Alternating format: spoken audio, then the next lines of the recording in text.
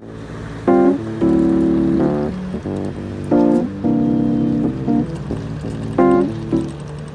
everybody, Dan Kent here. I've been wanting to do a little video about my top 10 recommended books from 2023. Not all of them were published in 2023. Some of them were published decades ago. So, number 10, Don't Look Back by Christine Caine. I think Christine Caine and I have been tapping into a similar sort of truth about Christians because in last summer I did this sermon called Don't Look Back, and I really looked at this passage in Philippians where Paul tells the Philippians to let go of what's behind and strain for what's ahead. And that Greek word there, epilanthonomenos, it's a sailing term where don't look at where the boat has been. You have to steer for where the boat is going to be going. And I think the intuition there is that, look, we are people of the future. As Christians, we are people of the future. We are not people of the past. We have a past. We've got trauma. We've got lessons to learn from our past, but that's not where we live. We are living for the future. And Christine Caine's book really kind of gets at some of that same stuff, but she focuses on this really interesting passage in Luke where Jesus tells his disciples to remember Lot's wife. And of course, Lot's wife was told as they were leaving Sodom and Gomorrah, don't look back. And she disobeyed. She looked back. She turned into a pillar of salt.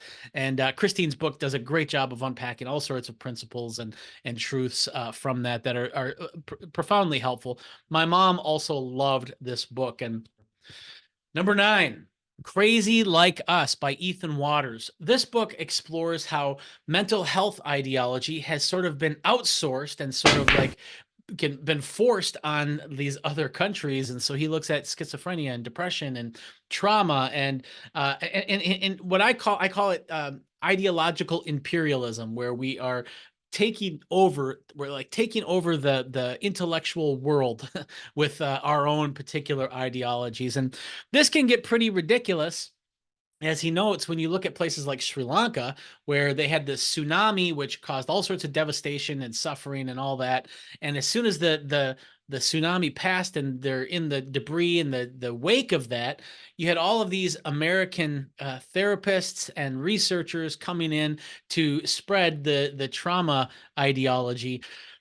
You'll have these researchers, and then you have these counselors, and the researchers and the counselors are competing for the same traumatized prospects, and so they end up backbiting each other, and the whole thing is sadly comical.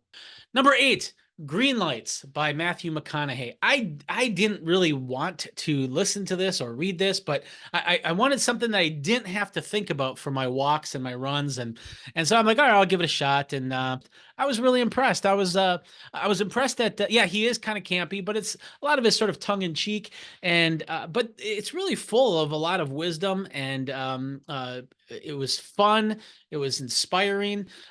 He talks about how much of his career was guided by these 3 wet dreams that he had. It's pretty amazing how he makes his decisions. I'll say that. Really, really fun listen. And I would actually listen to this again because it was just that fun and that inspiring. Number 7, AntiFragile by Nassim Taleb. I totally got in a Nassim Taleb kick last year, and I ended up reading all, I think, 5 of his collection. And but this one I like the most, and it really focuses on systems that get stronger under duress or in chaos. And so, like the immune system, for instance. And I did this sermon called AntiFragile Faith, where I argued that when you are pursuing Christ likeness, that creates this anti-fragility that you don't find anywhere else, because it's very different than pursuing happiness. Pursuing happiness is inherently fragile, whereas pursuing Christ-likeness is anti-fragile. And I kind of got that model from Nassim's brilliant book. Some of the math in the book way above my head, but I still appreciated the book. Number 6, Scattered Minds by Gabor Mate.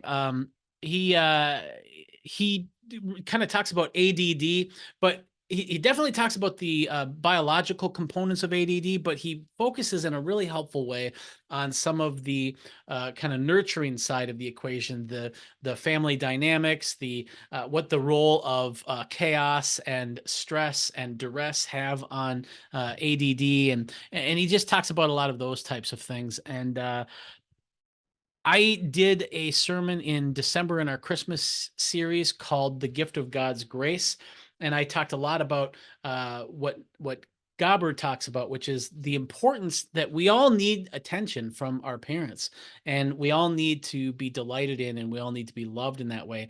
And when we don't get that, it causes, I think, not only mental problems, psychological problems, but also spiritual problems. Number 5, How Reason Can Lead to God by Joshua Rasmussen.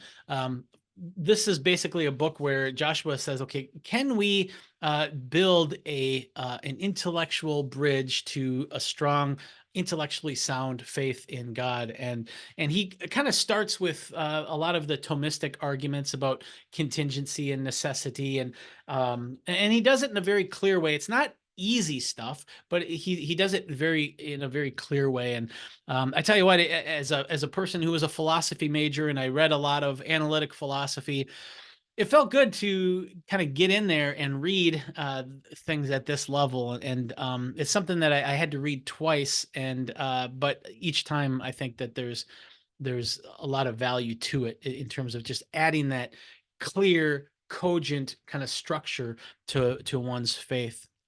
Number 4, Upside Down Apocalypse by Jeremy Duncan. We started a series at Woodland Hills Church last year on the book of Revelation, and it's called The Unveiling.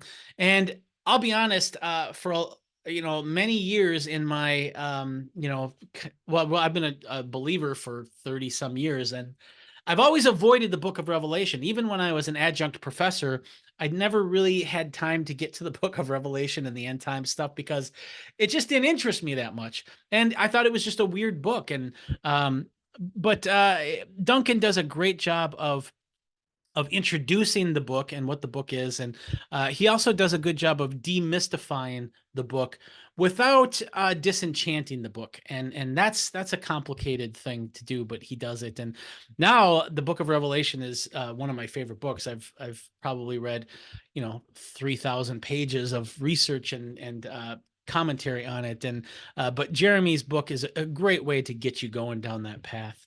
What are we on? Are we number 3? Number 3, God's Bankers by Gerald Posner.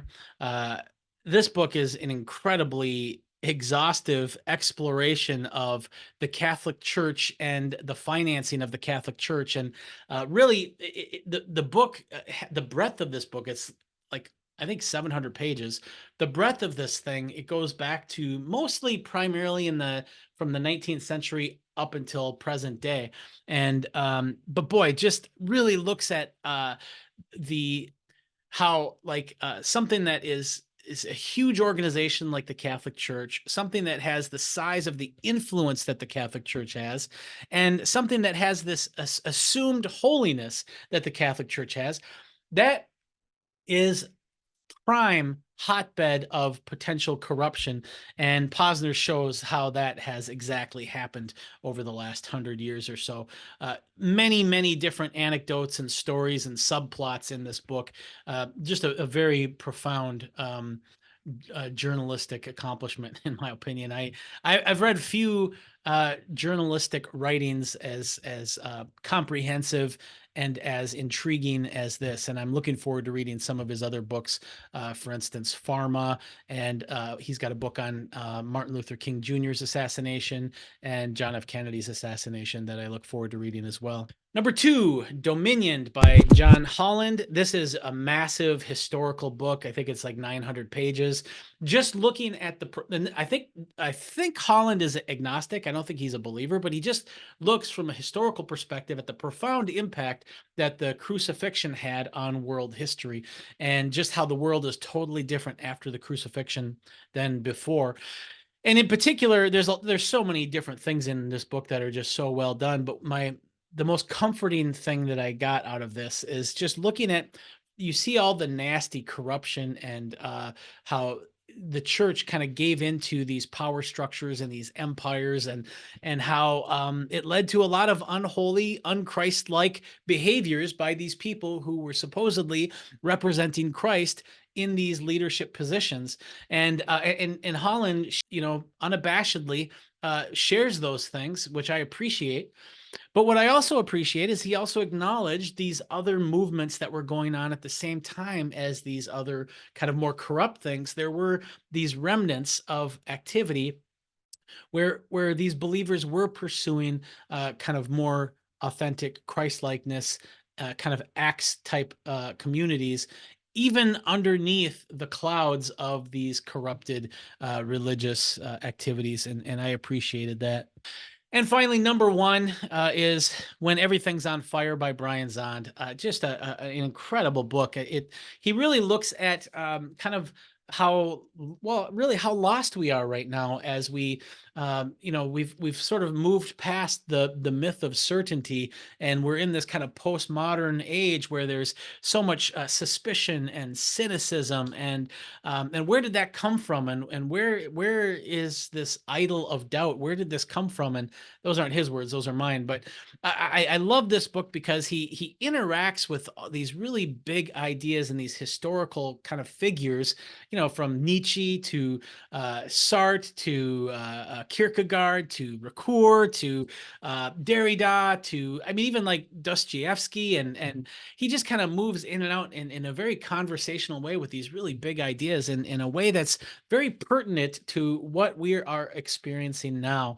And if that's all he did, the book would probably make my top 10, but what really pushed it to number one for me is chapter 9. Because chapter 9, and I'm going to do an episode just on this book, but I'll just say, for me, chapter 9 talks about experiencing God, and he talks about the mysticism, basically, that the Bible is built on people having mystical experiences. All the main characters are having these mystical experiences, and for me, I read that. Each time I read that, I read it multiple times. I became very emotional because I don't let myself stay open to those types of experiences.